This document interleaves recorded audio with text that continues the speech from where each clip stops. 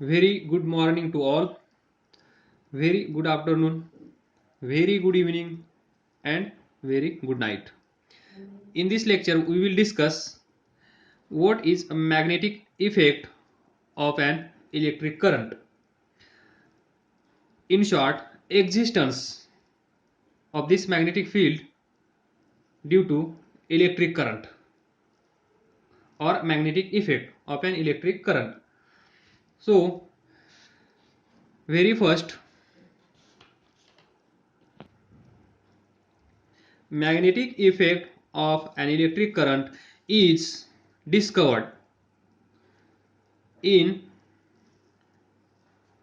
1820 by Oersted.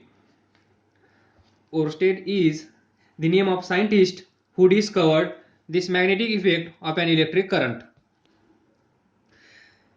यांना असं दिसून आलं की ही जी वायर आहे या वायरमधून ज्यावेळेस करंट फ्लो होत असतो त्यावेळेस या वायरच्या साईडला इथे एक प्रकारचं फील्ड तयार होतं आणि त्या फील्डचं नाव नंतर देण्यात आलं, that is magnetic field due to electric current.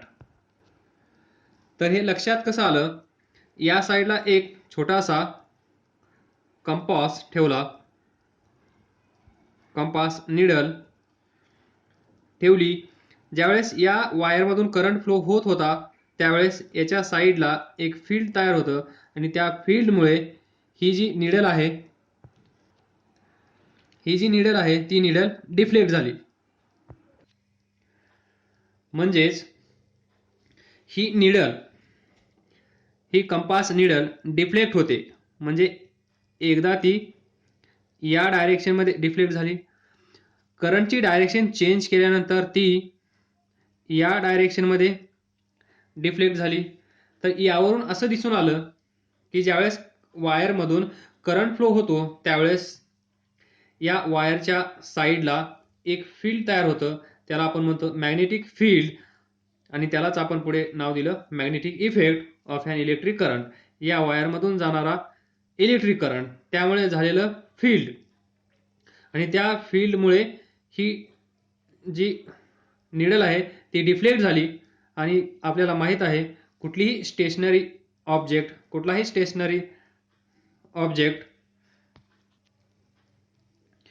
केव्हा मोशनमध्ये येतो, ज्यावेळेस त्या बॉडीवर त्या ऑब्जेक्टवर कोणीतरी फोर्स एक्झर्ट करत असतं त्याच वेळेस ती बॉडी मोशनमध्ये येते.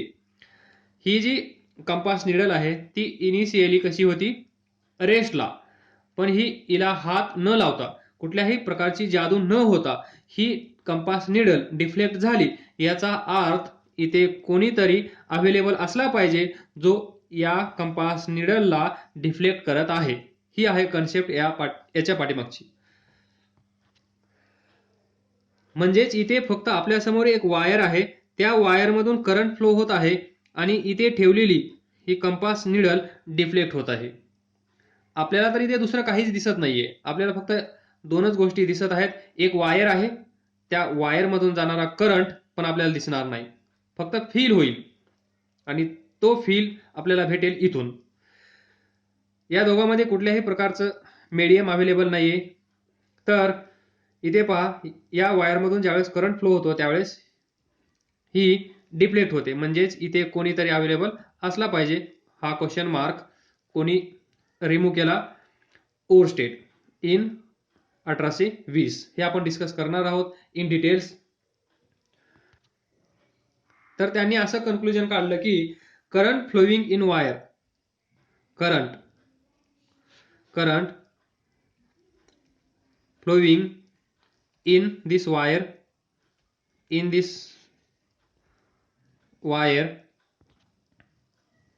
current flowing in this wire always give rise to a magnetic field around it. This was conclusion made by this Oersted in 1820. तर आपण याचा छोटासा एक एक्सपेरिमेंट पाहणार आहोत. हे कसं दिसलं, याचे कन्क्लुजन कसे आले, आणि इथूनच पुढे आपल्याला दिसून आलं ही निडल डिफ्लेक्ट होत आहे, म्हणजे याच्यावर फोर्स एक्झर्ट केला गेला असणार. जोपर्यंत या निडलवर आपण फोर्स एक्झर्ट करणार नाही तोपर्यंत ती निडल मूव्ह होणार नाही. म्हणजे इथून पुढे या वर्डचा उगम झाला तो म्हणजे मेकॅनिकल फोर्स. Mechanical force. तर ही कुठे कुठे कन्सेप्ट वापरली जाते ते पहा. इलेक्ट्रिक मोटर, त्यानंतर इलेक्ट्रिक जनरेटर, हे आपण पुढे पाहणार आहोत. Working of electric generator, AC and DC both. Then telephone and radio etc. या ठिकाणी या कन्सेप्टचा वापर केला जातो. These all electric motor, electric generator, telephone and radio set use this concept, that is magnetic effect of an electric current. यालाच आपण हे म्हणू शकतो इलेक्ट्रोमॅग्नेटिझम. याचा अर्थ काय असतो? इलेक्ट्रोमॅग्नेटिझम म्हणजे इलेक्ट्रिसिटी प्रोड्युसेस मॅग्नेटिझम.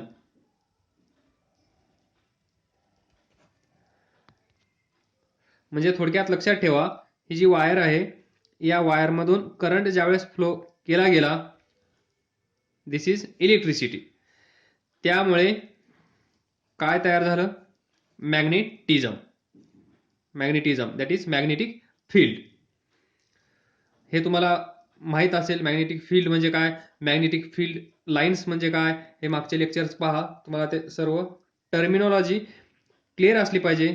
त्याच वेळेस आपण पुढे पुढे टॉपिक मध्ये काय बोलणार ते तुम्हाला समजून जाईल. तर पहा, छोटासा experiment to prove this magnetic effect of an electric current. Consider this is wire A B. He wire या बॅटरीच्या या वायरला ही एक बॅटरी अटॅच केली आहे. त्यानंतर इथे असेल स्विच, इथे असेल कंपास, निडल और प्लॉटिंग कंपास, ही त्याची निडल. हे तुम्हाला माहित असेलच. हा पॉइंट काय दाखवतो? North pole. आणि हा पॉइंट टेल काय दाखवेल? साऊथ. याचं नाव असेल प्लॉटिंग कंपास. ज्या वेळेस आपण हे स्विच ऑन करणार त्याच क्षणी इथे पहा ऑब्झर्वेशन. त्यांना असं दिसून आलं ज्यावेळेस स्विच ऑन केलं त्यावेळेस ही वायर A B, इथे असेल बॅटरी, स्विच ऑन केलं त्यावेळेस हा जो प्लॉटिंग कंपास आहे तो असा दिसून आला. डायरेक्शन ऑफ करंट पहा. Positive terminal of battery, negative terminal of battery. Current कुठून निघेल? इथून निघेल, असा येईल, इथे येईल, नंतर तो बॅटरीला परत जाऊन भेटेल. तर या सिच्युएशन मध्ये हा कंपास किंवा प्लॉटिंग कंपास असा दिसून आला. म्हणजे ही निडल डिफ्लेक्ट झाली. याला काय म्हणतो आपण? डिफ्लेक्ट. तर कुठलाही ऑब्जेक्ट डिफ्लेक्ट होण्यासाठी, त्याची जागा चेंज करण्यासाठी त्याच्यावर फोर्स अप्लाय करणं गरजेचं आहे. मग याच्यावर फोर्स अप्लाय केला कुणी, असा प्रश्न त्यांना पडला. मग त्यांनी असं सांगितलं की, आणि त्याच क्षणी त्यांनी स्विच ऑफ पण करून बघितलं. स्विच ऑफ केल्यानंतर असं दिसून आलं, परत ही सिच्युएशन, परत ऑन केलं, परत ही सिच्युएशन, परत ऑफ ही सिच्युएशन, परत ऑन ही सिच्युएशन. म्हणजे याच्यावर कोणीतरी फोर्स, मेकॅनिकल फोर्स अप्लाय करत आहे आणि इथे दुसरं कोणी नाहीये. याच्या साईडला पाहिलं, या साईडला एवढ्या रूममध्ये कुठल्याही प्रकारचा असा त्यांना भास झाला नाही की कोणीतरी याच्यावर फोर्स अप्लाय करत आहे, शिवाय दिस वायर, ही जी वायर आहे, ज्या वायरमधून करंट फ्लो होत आहे, त्या वायर शिवाय तिथे कोणीही असं कुठलाही ऑब्जेक्ट अवेलेबल नव्हता की जो याच्यावर फोर्स अप्लाय करेल. तिथे फक्त होता हा प्लॉटिंग कंपास आणि दिस अरेंजमेंट. याच्यामुळे हा कंपास डिफ्लेक्ट झाला. याचाच अर्थ त्यांनी असा लावला की ज्यावेळेस वायरमधून करंट फ्लो होतो त्यावेळेस अराउंड दिस वायर एक प्रकारचं फील्ड तयार होतं आणि त्या फील्डमुळे ही निडल डिफ्लेक्ट होते. त्यानंतर त्यांनी असं पाहिलं, वायर ए बी आणि दिस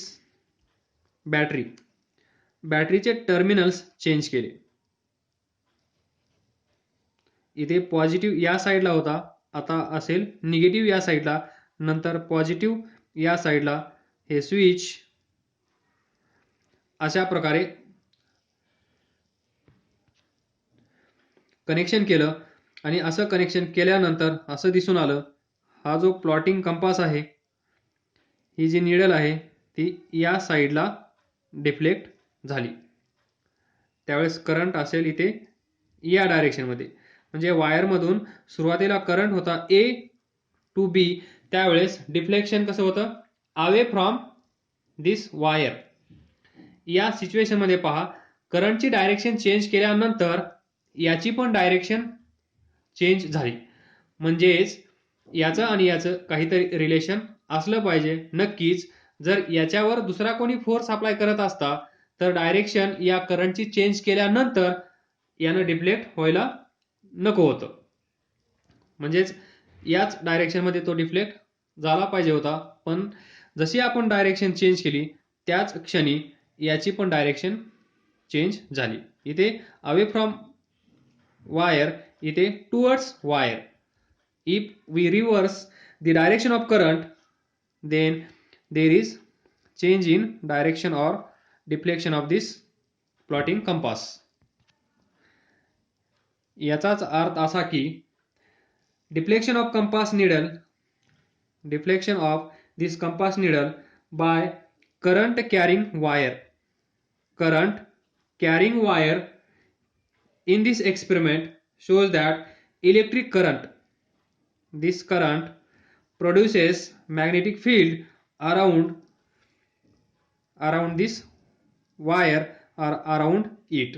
ज्यावेळेस या वायरमधून करंट फ्लो होत आहे त्यावेळेस त्या करंटमुळे त्या वायरच्या भोवती एक फील्ड तयार होत आहे आणि त्याला आपण म्हणतो magnetic field. Magnetic field.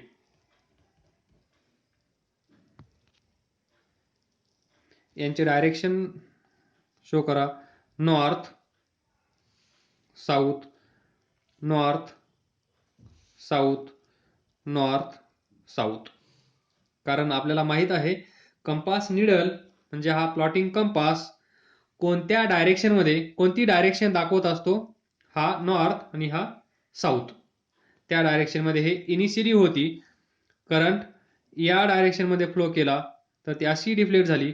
Current या डायरेक्शनमध्ये फ्लो केला तर ती अशी डिफ्लेक्ट झाली.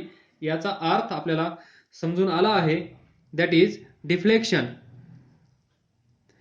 Deflection of compass needle by current carrying wire. In this experiment shows that electric current produces magnetic field. Electric current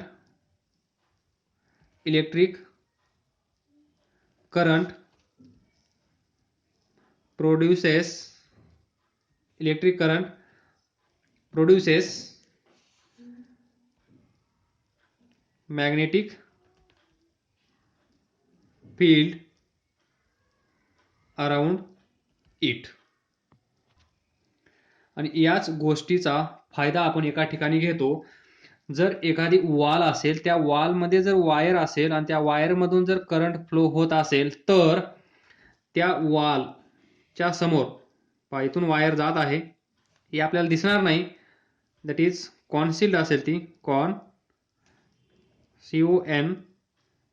कॉन्सिल्ड म्हणजे त्या भिंतीच्या आतमध्ये ती वायर असेल. आणि जर ती वायर आपल्याला शोधायची असेल तर आपण या प्लॉटिंग कंपासचा वापर करू शकतो ही वायर कुठे आहे हे शोधण्यासाठी. म्हणजे काय करणार आपण, हा कंपास घेणार, या वॉलवर असा फिरवणार आणि जिथे डिफ्लेक्शन दाखवलं जाईल तिथे आपण समजून जाणार की याच्या जवळच इथेच कुठेतरी ही वायर असली पाहिजे. म्हणजेच आपण by using this effect, magnetic effect of an electric current, we can search this wire, that is concealed current carrying wire can be located due to magnetic effect of an current by using plotting compass. या कंपासचा वापर करून या वॉलमध्ये असणारी wire आपण शोधू शकतो, ती कुठे आहे हे सांगू शकतो. That is benefit of this magnetic effect of an electric current मुळे तिथं मॅग्नेटिझम तयार झालं, मॅग्नेटिक फील्ड तयार झालं आणि त्या मॅग्नेटिक फील्डमुळे या कंपासवर एक प्रकारचा फोर्स अप्लाय केला जाईल आणि त्या फोर्समुळे ही डिफ्लेक्ट होईल. आणि डिफ्लेक्ट झाली याचा अर्थ आपण असा काढू की ते एक वायर असेल आणि त्या वायरमधून करंट फ्लो होत असेल आणि ही वायर या वॉलमध्ये कुठे आहे हे शोधण्यासाठी आपण याचा वापर करत असतो. This was small discussion on Oersted experiment and small concept of magnetic effect of an electric current. नेमकं काय घडत असतं हे आपण याच्यामध्ये पाहिलं. काय समजलं नसेल तर विचारा, डाऊट क्लिअर करा, अभ्यास करत राहा, पुढे जात राहा. All the best. थँक्यू.